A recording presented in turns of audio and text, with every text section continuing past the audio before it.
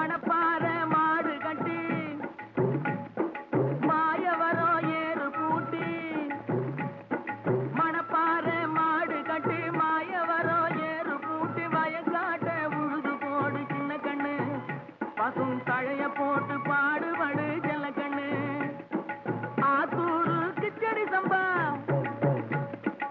ஆத்தூரு கிச்சடி சம்பா பார்த்து வாங்கி விதைச்சு ஆத்தூரு கிச்சடி சம்பா பார்த்து வாங்கி விதைச்சு நாட்டை பறிச்சு நட்டு போடு சின்ன கண்ணு தண்ணிய ஏத்தம் புடிச்சு இறச்சி போடு செல்ல கண்ணு நாட்டை பறிச்சு நட்டு போடு சின்ன கண்ணு தண்ணிய ஏத்தம் புடிச்சு இறச்சி போடு செல்ல கண்ணு கருத நல்லா விளைய வச்சு மருத சில்லாட வச்சு கருத நல்லா விளைய வச்சு மருத சில்லாட வச்சு அறுத்து போடு களத்து மேட்டில சின்ன கண்ணு நல்லா அடிச்சு தூக்கி அளந்து போடு செல்ல கண்ணு பொதிய ஏற்றி வண்டியிலே பொள்ளாச்சி சந்தையிலே பொதிய ஏற்றி வண்டியிலே பொள்ளாச்சி சந்தையிலே விருதுநகர் வியாபாரிக்கு சின்ன கண்ணு. வேளாண் பெருமக்களுக்கு அன்பு வணக்கம். இன்றைய பொன்விளையும் பூமி நிகழ்ச்சியில் முதலில் வருவது வேளாண் செய்திகள், வேளாண் ஆலோசனை நேரம், வேளாண் சந்தை நிலவரம், வேளாண் வானிலை மற்றும் வேளாண் தொழில்நுட்பம். இன்றைய வேளாண் தொழில்நுட்ப பகுதியில் கிடேரி கன்று வளர்ப்பு குறித்து தஞ்சாவூர் மாவட்டம் ஒரத்தநாடு கால்நடை மருத்துவக் கல்லூரி மற்றும் ஆராய்ச்சி நிலைய கால்நடை உற்பத்தி மற்றும் மேலாண்மை துறை பேராசிரியர் மற்றும் தலைவர் டாக்டர் ஆர் ஆறுமுகம் அவர்கள் தரும் தகவல்கள். இனி தொடர்வது வேளாண் செய்திகள். வணக்கம். வணக்கம். வேளாண் செய்திகள். முதலில் வருவது மாத்தி யோசிச்சேங்க. தென்னையில் கூன்வண்டு மற்றும் காண்டாமிருக வண்டுகளை கட்டுப்படுத்தி பயனடைந்த நாமக்கல் மாவட்டம் முத்துமணியார் தோட்ட பகுதியைச் சேர்ந்த வேளாண்மையாளர் ஏ மனோகரன் அவர்கள் தரும் செய்திகள். வேளாண் ஆலோசனை நேரத்தில் கோயம்புத்தூர் தமிழ்நாடு வேளாண்மை பல்கலைக்கழகம் வழங்கும் வேளாண் மண்டலங்களுக்கான வேளாண் அறிவிக்கை மற்றும் இன்றைய தாவர பகுதியில் கார்னேஷன் மலர். இன்றைய வேளாண் சந்தையில் வேளாண் ஒழுங்குமுறை விற்பனை கூடங்களில் வேளாண் விளைபொருட்களின் விலை நிலவரம், விழுப்புரம் உழவர் சந்தையில் காய்கறிகளின் இன்றைய விலை நிலவரம், காஞ்சிபுரம் மலர் சந்தையில் வணிக மலர்களின் இன்றைய விலை நிலவரம், தமிழ்நாடு பட்டுக்கூடு மற்றும் கச்சா பட்டு நூலின் விலை நிலவரம், வேளாண் வானிலையில் மாநிலத்தின் சராசரி வானிலை அறிவிக்கை, உழவர் மற்றும் மீனவர்களுக்கான வானிலை முன்னறிவிப்பு. விரிவான செய்திகள். மாத்தி யோசிச்சேங்க. தென்னையில் கூன் வண்டுகள் மற்றும் காண்டாமிருக வண்டுகளின் தாக்கம் அதிகம் தென்படும். இவ்வண்டுகள் தென்னையின் உச்சியில் விரிவடையாத குருத்து பாகத்தில் துளையிட்டு மரத்தின் உள்ளே சென்று வளரும் மொட்டு பகுதியை மென்று விடுகிறது. இதனை கட்டுப்படுத்த நாமக்கல் வேளாண் அறிவியல் நிலையம் தந்த ஆலோசனையின் பேரில் தென்னையில் கூன்வண்டு மற்றும் காண்டாமிருக வண்டுகளை கட்டுப்படுத்தி பயனடைந்த நாமக்கல் மாவட்டம் முத்துமணியார் தோட்டத்தை சேர்ந்த வேளாண்மையாளர் ஏ மனோகரன் அவர்களை சந்தித்த போது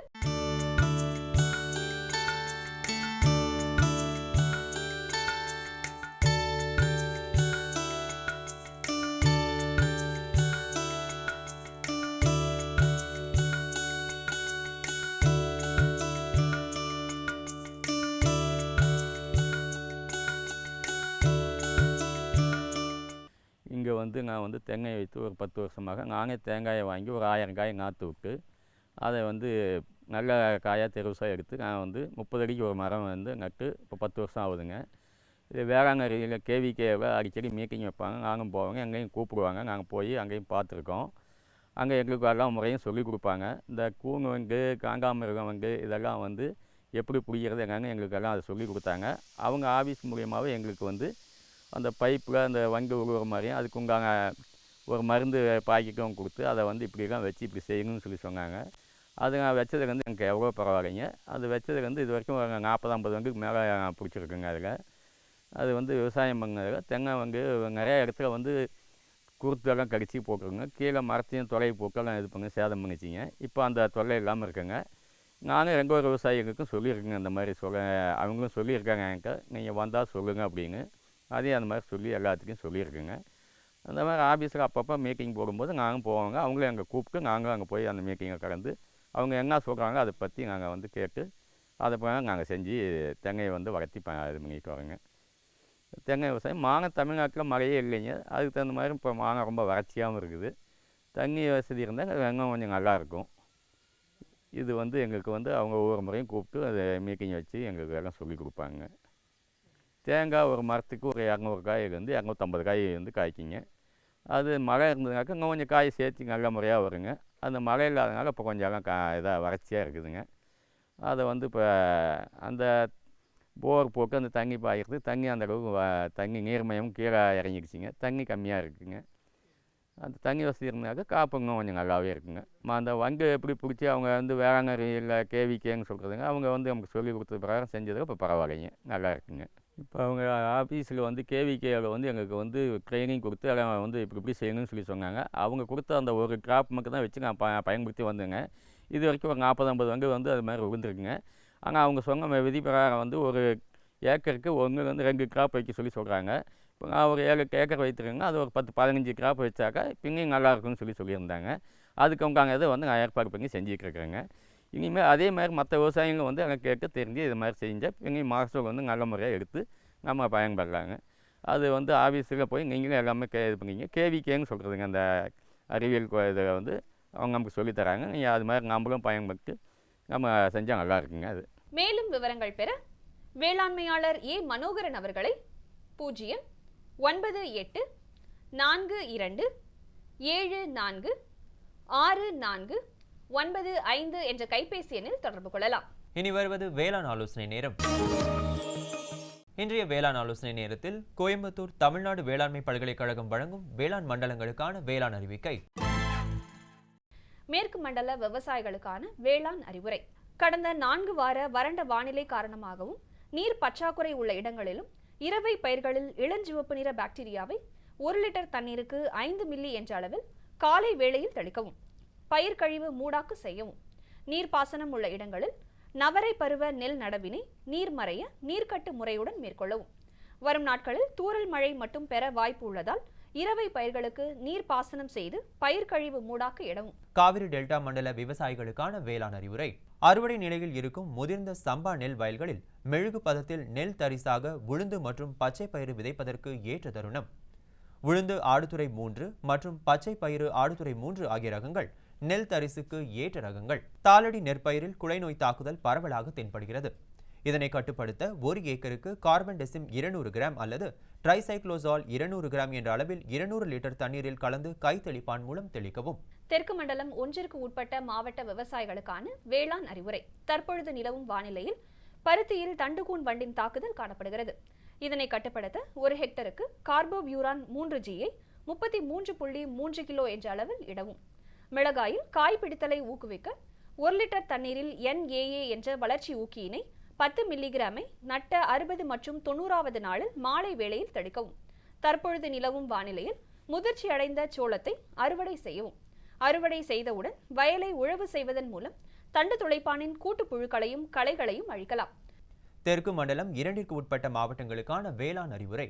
வெண்டையில் சாம்பல் நோயை கட்டுப்படுத்த ஏக்கருக்கு கந்தகத்தூள் 10 கிலோ அல்லது நனையும் கந்தகம் லிட்டருக்கு 2 கிராம் அல்லது காப்பர் ஆக்சி குளோரைடு 2.5 கிராம் என்ற விகிதத்தில் தெளிக்கவும். தற்போது நிலவி வரும் பருவநிலை மாற்றத்தில் கறவை மாடுகளுக்கு குடிநீர் அளிப்பது மிக முக்கியமானதாகும். சாதாரணமாக நன்கு வளர்ச்சியடைந்த பசுவிற்கு ஒரு நாளைக்கு சுமார் 75 முதல் 80 லிட்டர் சுத்தமான தண்ணீர் அளிக்க வேண்டும். மேலும் பால் கொடுக்கும் மாடுகளுக்கு ஒவ்வொரு லிட்டர் பாலுக்கும் கூடுதலாக 2.5 லிட்டர் தண்ணீர் அளிப்பது அவசியமாகும். தற்போது நிலவி வரும் பருவநிலை மாற்றத்தின் காரணமாக நிலக்கடலையில் பரவலாக சிவப்பு கம்பளி புழுக்களின் நடமாட்டம் தென்படுகிறது. சிவப்பு கம்பளி புழுக்களை மின்சார வசதி உள்ள இடங்களில் விளக்கு பொறியை மாலை 7 மணி முதல் 10 மணி வரை எரியவிட்டு வெண்ணிற அந்து பூச்சிகளை கவர்ந்து அழிக்கலாம். மலைப்பிரதேச மண்டல விவசாயிகளுக்கான வேளாண் அறிவுரை. பயிர் தேவைக்கு ஏற்ப நீர் பாய்ச்ச வேண்டும். மண்ணில் ஈரப்பதத்தை பாதுகாக்க மூடாக்க இடுவீர். குறைந்த வெப்பநிலை காரணமாக பயிர்களை பனியின் சேதத்திலிருந்து பாதுகாக்க நிலப்போர்வை முறையை மேற்கொள்ளவும்.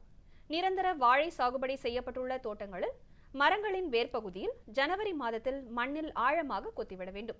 செம்மறியாடு மற்றும் வெள்ளாடுகளுக்கு கால்நடை மருத்துவரின் பரிந்துரைப்படி குடற்புழு நீக்க மருந்தினை அளிக்குமாறு கேட்டுக்கொள்கிறோம். காலையில் பனி உலர்ந்த பின்பு கால்நடைகளை மேய்ச்சலுக்கு அனுப்புவதன் மூலம் குடற்புழு தாக்கத்தினை தவிர்க்கலாம். 2 வருடங்களுக்கு ஒரு முறை கமலா ஆரஞ்சு மரங்களுக்கு ஜனவரி மாதம் 4 கிலோ டோலமைட் மண்ணில் இட்டு கிளறி விட வேண்டும். காபி செடியில் செதில் பூச்சியை கட்டுப்படுத்த வேப்ப எண்ணெய் அல்லது குயினால் பாஸ் 25% மருந்தை 1 லிட்டருக்கு 2.5 மில்லி என்ற அளவில் தெளிக்கவும். வடமேற்கு மண்டல விவசாயிகளுக்கான வேளாண் அறிவுரை. கோழிகளின் தீவன எடுப்பு மற்றும் முட்டை உற்பத்தி இயல்பை ஒட்டியே நிலவும். எனினும் முட்டை உடைவினை தடுக்கும் வகையில் தொடர்ந்து தீவனத்தில் வைட்டமின் D3 5 முதல் 10% வரை அதிகமாக கொடுத்து வர வேண்டும். தற்போது சாகுபடி செய்யப்பட்டுள்ள சின்ன வெங்காய பயிர்கள் வறட்சியை தாங்கி வளர 200 லிட்டர் தண்ணீரில் 200 மில்லி லிட்டர் ppfm என்ற மீத்தைலோ பாக்டீரியா திரவ கரைசலை கலந்து தெளிப்பு செய்வது அவசியம். வடகிழக்கு மண்டல விவசாயிகளுக்கான வேளாண் அறிவுரை. உழவர்கள் தங்களுடைய கொட்டகை மற்றும் அதன் சுற்றுப்புறங்களை தண்ணீர் தேங்காமல் உலர்த்தி வைப்பதால் கால்நடைகளுக்கு ஏற்படும் குழம்பு அழுகல் நோய், ஈ மற்றும் கொசுக்களின் பெருக்கத்தை தடுக்கலாம். உழவர்கள் தங்களுடைய கறவை மாடுகளின் மடியை நன்றாக கழுவி மற்றும் உலர்த்தி பால் கறக்கவும். மேலும் பால் கறந்த பின்பு தூசி அதிகமுள்ள உலர் தீவனம் அளிப்பதை தவிர்ப்பதன் மூலம் மடிவீக்க நோய் தாக்கத்திலிருந்து பாதுகாக்கலாம். நெற்பயிரில் குலை நோயை கட்டுப்படுத்த 1 லிட்டர் தண்ணீரில் 1 கிராம் அல்லது 1 மில்லி கார்பன்டெசிம் 50 WP அல்லது ட்ரைசைக்ளோசோல் 75 WP அல்லது மெட்டாமினோஸ்ட்ரோஃபின் 20 SC அல்லது அசாக்சிஸ்ட்ரோஃபின் 25 SC என்ற அளவில் தெளிக்கவும். நெற்பயிரில் இலைவழி ஊட்டமாக 1% யூரியா, 0.5% ஜிங்க் சல்பேட் 500 லிட்டர் தண்ணீருடன் கலந்து தெளிப்பதன் மூலம் பயிர் வளர்ச்சியை ஊக்கப்படுத்தலாம். அதிக மழை பெறும் மண்டல விவசாயிகளுக்கான வேளாண் அறிவுரை. மிளகின் தார்களில் ஓரிரு மணிகள் சிவப்பு நிறம் அடைந்துவிட்டால் அவற்றை அறுவடை செய்ய வேண்டும். தற்போது நடவு செய்த பழக்கன்றுகளுக்கும் தோட்டக்கலை பயிர்களுக்கும் நீர்ப்பாசனம் செய்ய வேண்டும். தென்னை மரத்தின் 1.8 மீட்டர் சுற்றளவில் 10 சென்டிமீட்டர் உயரத்திற்கு தென்னை நார் கழிவுகளை இடவும். காற்றின் வேகம் அதிகமாக இருப்பதால் வாழை மரங்களுக்கு சவுக்கு அல்லது மூங்கில் கம்புகளால் முட்டு கொடுக்க வேண்டும். மேலும் விவரங்களுக்கு தொடர்பு கொள்ள வேண்டிய முகவரி: பேராசிரியர் மற்றும் தலைவர், வேளாண் காலநிலை ஆராய்ச்சி மையம், தமிழ்நாடு வேளாண்மை பல்கலைக்கழகம், கோயம்புத்தூர் 641003. தொடர்பு கொள்ள வேண்டிய தொலைபேசி எண் 0422661139. தொடரும் வேளாண் ஆலோசனை நேரத்தில் இன்றைய தாவர பகுதியில் கார்னேஷன் மலர். பயிரிட ஏற்ற மண் நல்ல வடிகால் வசதியுடைய வண்டல் மண்ணில் வளரும். கார அமிலத்தன்மையின் அளவு 5.5 முதல் 6.5 வரை வளரும். பயிரிட ஏற்ற பருவம் ஆண்டு முழுவதும் இம்மலர் பயிரிடப்படுகிறது.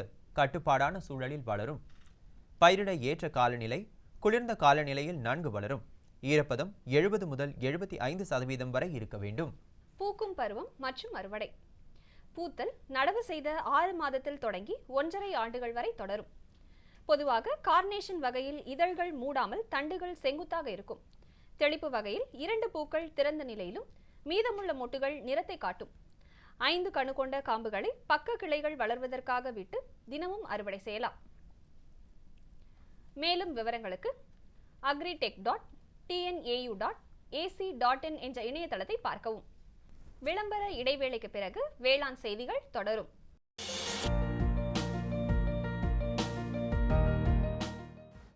வேம்பு கலந்த யூரியா. சிறந்த உற்பத்திக்காக வேம்பு கலந்த யூரியா நம் நாட்டிலேயே 70 லட்சம் டன்னாக அதிகரிக்க 6 ஆலைகள் சீரமைக்கப்படுகின்றன. FCIL-இன் கோரக்பூர், சித்ரி, தல்ச்சர் மற்றும் ராமகுண்டம் ஆலைகள், HFCL-இன் பரௌனி மற்றும் BVFCL-இன் நாமருல் போர்ட் ஆகியன. பழம் நழுவி பாலில் விழுந்தது போல இப்பொழுது நம் நாட்டிலேயே வேம்பு கலந்த யூரியா உற்பத்தி செய்யப்படும். இதனால் விவசாயிகளுக்கு நன்மையே விளையும். 10% வரை தானிய உற்பத்தி அதிகரிக்கும். மண்ணில் 10 to 15% நைட்ரஜன் திறன் அதிகரிக்கும். சிறந்த உற்பத்திக்கு வேம்பு கலந்த யூரியா.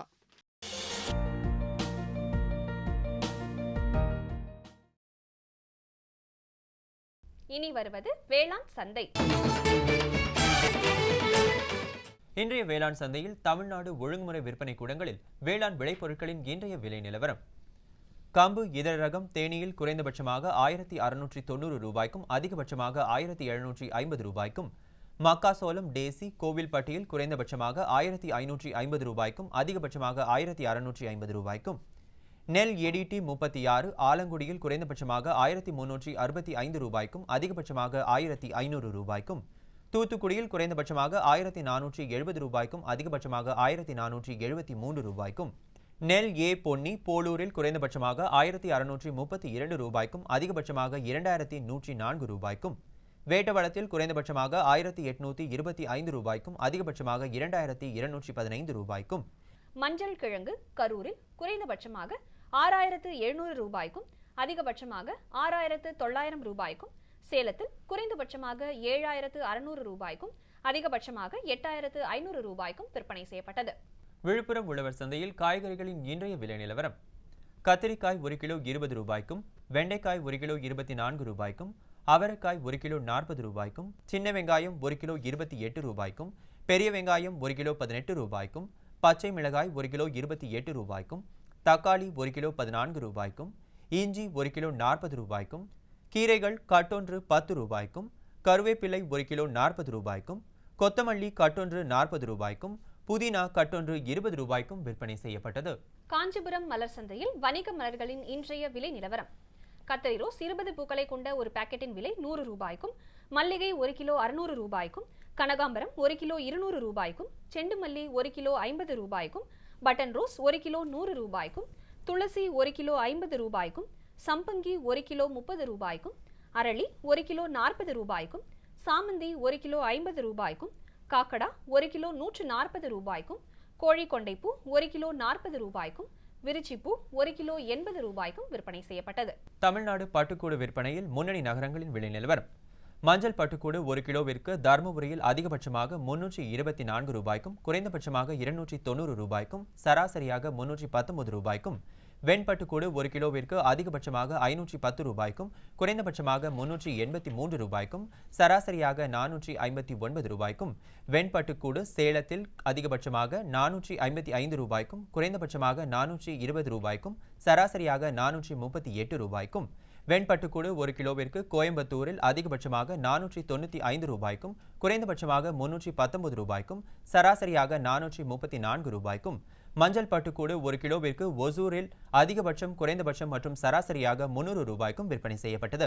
காஞ்சிபுரம் அண்ணா பட்டு பரிமாற்றகத்தில் பல்முனை கச்சா பட்டின் விலை 1 கிலோவிற்கு அதிகபட்சமாக 3085 ரூபாய்க்கும், குறைந்தபட்சமாக 2905 ரூபாய்க்கும், சராசரியாக 3027 ரூபாய்க்கும் விற்பனை செய்யப்பட்டது. இனி வருவது வேளாண் வானிலை. வேளாண் வானிலையில் மாநிலத்தில் சராசரி வானிலை அறிவிப்பு. காற்றின் வெப்பநிலை அதிகபட்சமாக 29.3 டிகிரி செல்சியஸாகவும், குறைந்தபட்சமாக 18.6 டிகிரி செல்சியஸாகவும், காற்றின் ஒப்பு ஈரப்பதம் 55.1%ஆகவும், காற்றின் வேகம் மணிக்கு 4.5 கிலோமீட்டராகவும், மண்ணின் ஈரப்பதம் 15 சென்டிமீட்டர் ஆழத்தில் 20.6%ஆகவும், மண்ணின் வெப்பநிலை 15 சென்டிமீட்டர் ஆழத்தில் 26.8 டிகிரி செல்சியஸாகவும், மழை அளவு 0.7 மில்லிமீட்டராகவும், சூரிய கதிர்வீச்சு 401.5 கலோரி பெர் சென்டிமீட்டர் ஸ்கொயராகவும், வளிமண்டல அழுத்தம் 918.5 ஹெக்டா பாஸ்கல் அளவாகவும், இலையின் ஈரப்பதம் மணிக்கு 2.6 ஆகவும் இருந்தது. வானிலை முன்னறிவிப்பு. உழவர்களுக்கான வானிலை முன்னறிவிப்பு. தமிழகம் மற்றும் புதுச்சேரியின் கடலோர பகுதிகளில் ஒரு சில இடங்களில் லேசான மழை பெய்யக்கூடும். மீனவர்களுக்கான வானிலை முன்னறிவிப்பு. தமிழகம் மற்றும் புதுச்சேரியின் கடலோர பகுதிகளில் மீனவர்களுக்கான வானிலை எச்சரிக்கை ஏதுமில்லை. இத்துடன் இன்றைய வேளாண் செய்திகள் நிறைவடைகிறது. வணக்கம். வணக்கம். இதை கேளு. என்கிட்ட என்ன சொல்ல போறீங்க? போய் அவகிட்ட சொல்லுங்க. யார்கிட்ட? அதான் உங்க மொபைல் போன். காலையில சாயங்காலம் ராத்திரி பகலுன்னு ஒட்டிட்டு இருக்கீங்க. கேட்டா விவசாய கால் சென்டர்ட பேசிட்டு இருக்கேன்னு சொல்றீங்க. ஓ, இதுதான் விஷயமா? ஆமா, என்னாச்சு? இப்பெல்லாம் பேசுறது இல்லையா? இப்பெல்லாம் பேச்சு சீக்கிரமா முடிஞ்சிருது. அப்படியா? ஆமா, இப்ப அதிக லைன்கள் மற்றும் சிறப்பு தொழில்நுட்பம் மூலமா வேளாண் நிபுணர்கிட்ட சீக்கிரமா பேச முடியுது. எப்போ லைன் பிஸியா இருந்தா நம்ம பிரச்சனை எப்போல ரெக்கார்ட் பண்ணலாம். அங்க இருந்து போனும் வந்துடும். நம்ம பிரச்சனைக்கு தீர்வு மெசேஜ் மூலமாவும் வந்துடும். இதோ பாரு, வந்துருச்சு. ஆஹா, இனிமேல் காத்துட்டு இருக்க வேண்டிய அவசியமே இல்லையே. ஆமா, அதான் திடீர்னு என் மேல இவ்வளவு அன்பு எப்படி வந்ததுன்னு நினைச்சிட்டு இருந்தேன். விவசாயம் தொடர்பான பிரச்சனைகளுக்கு உங்கள் மொழியில் உடனே தீர்வு பெற இந்தியா முழுவதிலும் எந்த போனில் இருந்தும் ஹெல்ப்லைன் நம்பரை தொடர்பு கொள்ளவும். விவசாயிகளின் நண்பன், விவசாயிகள் கால் சென்டர்.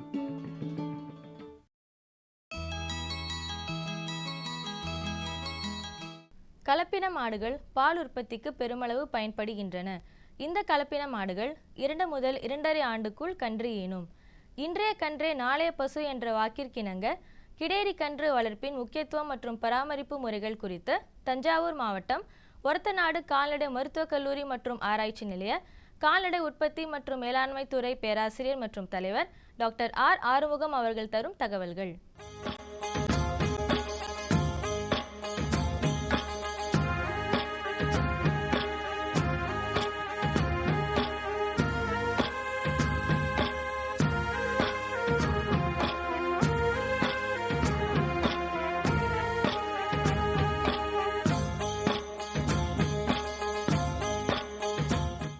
இப்போது கன்று வளர்ப்பு பற்றின முக்கியமான சில தகவலை உங்களோடு பகிர்ந்து கொள்ள விரும்புகிறேன். கன்று வளர்ப்பு என்பது தாயின் கருப்பையிலேயே ஆரம்பித்துவிடுறது. சாதாரணமாக பசுமாடுகள் 9 மாதம் சினைக்காலம் என்றால் 7 மாதத்திற்கு அப்புறம் அந்த கடைசி 2 மாத காலங்களில் இந்த கன்றோட வளர்ச்சி மிக அதிகமாக இருக்கும். உதாரணத்திற்கு கன்றின் பிறப்பு எடை ஒரு 25 கிலோ இருப்பதென்றால் இந்த கடைசி 2 மாதங்களில் தான் ஒரு 20 கிலோ அளவிற்கு எடை கூடுகின்றது. அப்போது அந்த தாய் பசுவை நம்ம அந்த கடைசி 2 மாதங்களில் எந்த அளவுக்கு முறையாக பராமரிக்கிறோமோ அந்த அளவுக்கு அந்த கன்றோட வளர்ச்சி இருக்கும். அப்போ நம்ம செய்ய வேண்டியது அந்த கர்ப்ப காலத்தில் கடைசி 2 மாதத்தில் பாலை வற்ற வைக்க வேண்டியது ஒரு முக்கியமான நிகழ்வு. அது ஒரு மாடு கன்று ஈன்று 300 நாட்கள் 300லேருந்து 310 நாட்கள் தான் நம்ம பால் கறக்க வேண்டும்.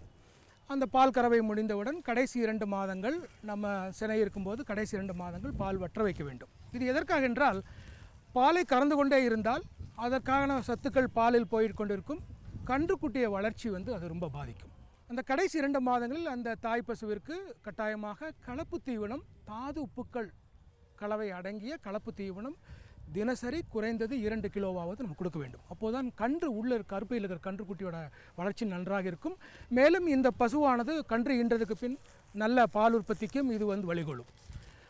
இப்போ கன்று ஈனும்போது நம்ம சில முக்கியமாக பார்க்க வேண்டியது என்னென்றால், மாடு ஈற்றெடுத்த நேரத்திலிருந்து அரை மணி நேரத்திலிருந்து 2.5 மணி நேரத்தில் கன்று ஈன்றுவிடும். அப்போது கன்று ஈனுவதில் ஏதேனும் பிரச்சனை இருக்கா என்பதை நம்ம கட்டாயம் பார்க்க வேண்டும். ஏனென்றால் கன்று ஈனா நிலை, ஆங்கிலத்தில் டிஸ்டோக்கி என்று சொல்வார்கள். அந்த கன்று ஈனா நிலையில் இருக்கும்போது அந்த கன்றுக்கு ஏதேனும் உயிருக்கு ஆபத்து ஏறுவதற்கு கூட வாய்ப்பு இருக்கின்றது. அப்போ நம்ம அந்த கன்று ஈனா நிலை இல்லை, அதை உறுதிப்படுத்திக் கொள்கின்றோம். மாடு ஆரோக்கியமாக இருக்கின்றது. அந்த கன்று ஈனும் கொட்டகையை நம்ம சுத்தமாக வைத்து கொண்டுள்ளோம். அந்த தரையை ஏற்கனவே நம்ம ஒரு கிருமி நாசினி வைத்து சுத்தப்படுத்தி வைத்திருக்க வேண்டும். சில கன்றுக்குட்டிகள் பார்த்தோம் என்றால் அந்த மூக்கிலெல்லாம் ஒரு ஜவ்வு மாதிரி எல்லாம் ஒட்டியிருக்கும். அந்த மேலே இருக்கிற இதெல்லாம் நம்ம சுத்தமாக ஒரு சுத்தமான துண்டை வைத்துக்கொண்டு நம்ம சுத்தமான துடைக்க வேண்டும். துடைச்சி அந்த மூக்கில் இருக்கிற அந்த சளி மாதிரி இருக்கிறதெல்லாம் நம்ம எடுத்துட்டோம்னாலே அந்த சுவாசம் நன்றாக இருக்கும். சில நேரங்களில் கன்று எடை குறைவாக இருக்கிற கன்றுகளில் சுவாசிக்க சிரமப்படலாம். அப்போது நம்ம கொஞ்சம் மசாஜன் என்று சொல்லக்கூடிய அந்த மார்பு பகுதியை நம்ம கொஞ்சம் அழுத்தி கொடுத்து நம்ம அந்த சுவாசத்துக்கு உதவி புரியலாம். அடுத்து முக்கியமாக நம்ம பார்க்க வேண்டியது சீம்பால். ஏனென்றால் அந்த சீம்பால் சாதாரண பாலில் இருக்கிற சத்துக்களைப் போல 3 மடங்கு சத்துக்கள் அதில் இருக்கும். ஒரு அடிப்படை அந்த கன்று கிடைத்துவிடும். மேலும் முக்கியமாக நம்ம கவனிக்க வேண்டியது, இந்த சீம்பாலில் நோய் எதிர்ப்பு சக்தியை தரக்கூடிய காமா குளோபுலின்ஸ் என்று சொல்வார்கள். அந்த காமா குளோபுலின்ஸ் இந்த சீம்பாலில் தான் அதிகமாக இருக்கும். சாதாரண பாலில் மற்ற புரதங்கள் தான் இருக்கும், ஆனால் காமா குளோபுலின் இந்த சீம்பாலில் அதிகமாக இருக்கும். இதுதான் நம்ம அந்த கன்றுக்குட்டிக்கு நோய் எதிர்ப்பு சக்தியை கொடுப்பதற்கான காரணி. அப்போது நம்ம அந்த சீம்பால் கொடுப்பதும் ஒன்று முக்கியம். எந்த நேரத்தில் எவ்வளோ நேரத்துக்குள்ளே கொடுக்குறோங்கிறது ரொம்ப ரொம்ப முக்கியம். ஏனென்றால் கன்றுக்குட்டிக்குடியில் இருக்கிற குடலில் இருக்கிற தசையானது ஒரு 2 மணி நேரத்திற்கு அப்புறம் பார்த்தீங்கன்னா இந்த நான் சொன்னக்கூடிய அந்த நோய் எதிர்ப்பு காரணிகள் சக்தின்னு சொன்னேன் இல்லையா, அந்த சத்தை உறிஞ்சக்கூடிய தன்மை நேரம் செல்ல செல்ல குறைந்துவிடும். அப்போது நம்ம அந்த சீம்பால் கொடுத்தாலும் அந்த நோய் எதிர்ப்பு சக்தி கிடைக்காமல் போயிடும். அதனால் எவ்வளோ விரைவாக ஒரு அரை மணி நேரத்திலிருந்து 1 மணி நேரத்திற்குள் இந்த நம்ம சீம்பாலை கட்டாயமாக கொடுக்க வேண்டும். எவ்வளவு கொடுக்க வேண்டும் என்பது எல்லோரும் தெரிந்து கொள்ள வேண்டும். பொதுவாக சீம்பால் ஆகட்டும் பாலாகட்டும் அதோட உடல் எடையில் 10ல் 1 பங்கு, அதாவது ஒரு கன்றுக்குட்டி இப்போ கலப்பின கிடையறி கன்றுகள் கலப்பின காளை கன்றுகள் ஒரு 25லேருந்து 30 கிலோ எடை இருக்கும். அப்போ ஒரு நாளைக்கு 2.5லேருந்து 3 லிட்டர் பால் ஒரு நாளைக்கு கொடுக்கணும். முதல் 3 நாட்கள் ஒரு நாளைக்கு 2-3 வேளையாக பிரித்து கொடுக்கலாம். ஒரு வாரத்திற்கு பிறகு காலை மாலை கொடுத்தால் சரி. இன்னொன்று, நம்ம ஒரு செயற்கையாக கூட ஒரு சீம்பாலை தயாரிக்கலாம். அதற்கு என்ன செய்யணும்னா, இப்போ ஒரு லிட்டர் பால், ஒரு 2 முழு முட்டை, ஒரு 50 மில்லி 30லேருந்து 50 மில்லி விளக்கெண்ணெய், இதை சேர்த்துன்றா நம்ம அந்த கன்றுக்குட்டிகளுக்கு நான் முன்னாடி சொன்ன மாதிரி உடல் எடையில் 10% அளவு நம்ம கொடுக்கலாம். முதல் சாணம் ஒரு 6 மணி நேரத்திற்குள் வெளியே வந்துடும். அது பார்த்தோம்னா ஒரு கலர் நிறம் ஒரு கருமை நிறத்தில் கொஞ்சம் ஒரு பிசின் மாதிரி இருக்கும். அது நம்ம உறுதிப்படுத்தி கொள்ள வேண்டும். அடுத்து நம்ம செய்ய வேண்டியது தொப்புள் கொடி. இந்த தொப்புள் கொடியை அதான் தாய்க்கும் அந்த கன்றுக்கும் உண்டான உறவு அந்த அந்த தொப்புள் கொடி வழியாகத்தான் எல்லா உணவு சத்துக்களும் போய் கொண்டிருந்தது. இப்போ அந்த தொப்புள் கொடி வந்து நம்ம அதை ஒரு பராமரிக்கணும். எப்படின்னா நம்ம அந்த கிருமி நாசினி கொண்டு அதை சுத்தப்படுத்தணும்.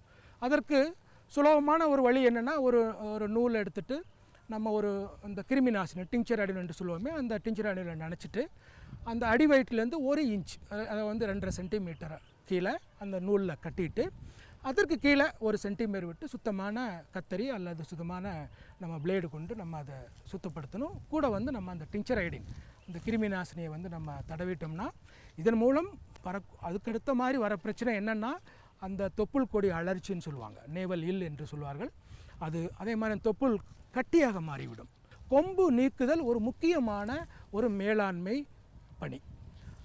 இந்த கொம்பு குருத்து நீக்குதல் 2வது வாரத்திலிருந்து 3வது வாரத்துக்குள் நம்ம அதுக்கு நிறையா முறைகள் இருக்குது.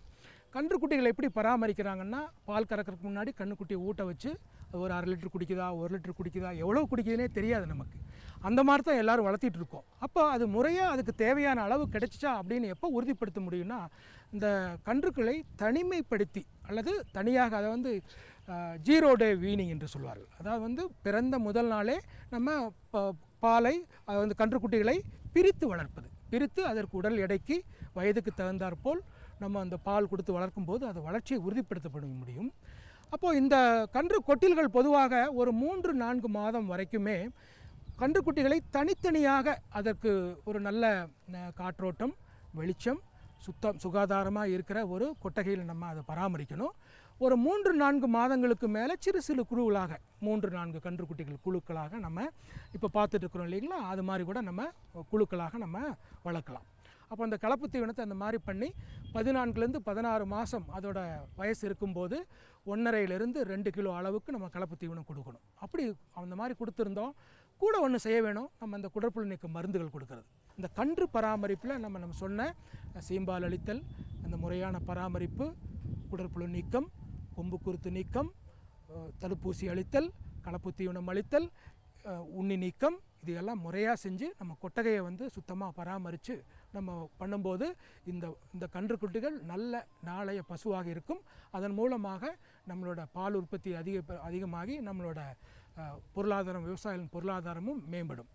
மேலும் விவரங்களுக்கு டாக்டர் ஆர் ஆறுமுகம் அவர்களை 09942319900 என்ற கைபேசி எண்ணில் தொடர்பு கொள்ளலாம். சுகமாய் பரவும் நறுமணத்தில், சுவை எனும் இன்பத் தோட்டத்தில், வளர்ச்சி எனும் பாதையில், மலர்ந்திருக்கும் புன்னகையில், பசுமையான செடிகளில், பெரிய பெரிய வர்த்தகங்களில், தேனீக்களின் ரீங்காரத்தில், மகிழ்ச்சியின் இன்ப ஒலியில். NHM தோட்டக்கலை இயக்கம். எங்கள் விருப்பம் உங்களது புன்னகை. 20/1/2017 வெள்ளிக்கிழமை அன்று பொன்விளையும் பூமி நிகழ்ச்சியில் மாத்தி யோசிச்சேங்க பகுதியில் இயற்கை விவசாயத்தில் காய்கறி சாகுபடி செய்து பயனடைந்த நாமக்கல் மாவட்டம் அரியகவுண்டன்பட்டி கிராமத்தை சேர்ந்த வேளாண்மையாளர் பி. சரவணன் அவர்கள் தரும் செய்திகள். வேளாண் ஆலோசனை நேரத்தில் சென்னை, காஞ்சிபுரம், விழுப்புரம், திருவண்ணாமலை, திருவள்ளூர், வேலூர் மற்றும் கடலூர் ஆகிய மாவட்டங்களுக்கான வேளாண் அறிவிக்கை. தொடரும் வேளாண் ஆலோசனை நேரத்தில் சந்தன மரம் குறித்து மேட்டுப்பாளையம் வனக்கல்லூரி மற்றும் ஆராய்ச்சி நிலைய பேராசிரியர் மற்றும் தலைவர் முனைவர் KT பார்த்திபன் அவர்கள் தரும் தகவல்கள். வேளாண் தொழில்நுட்ப பகுதியில் சிறு நகல் முறை மூலம் மரம் நாற்றுகள் உற்பத்தி குறித்து கோயம்புத்தூர் மாவட்டம் மேட்டுப்பாளையம் வனக்கல்லூரி மற்றும் ஆராய்ச்சி நிலைய மர இனப்பெருக்கத்துறை பேராசிரியர் முனைவர் PS தேவானந்த் அவர்கள் தரும் தகவல்கள் ஆகியன இடம்பெறும். மீண்டும் நாளைய பொன்விளையும் பூமி நிகழ்ச்சியில் சந்திப்போம். நன்றி, வணக்கம்.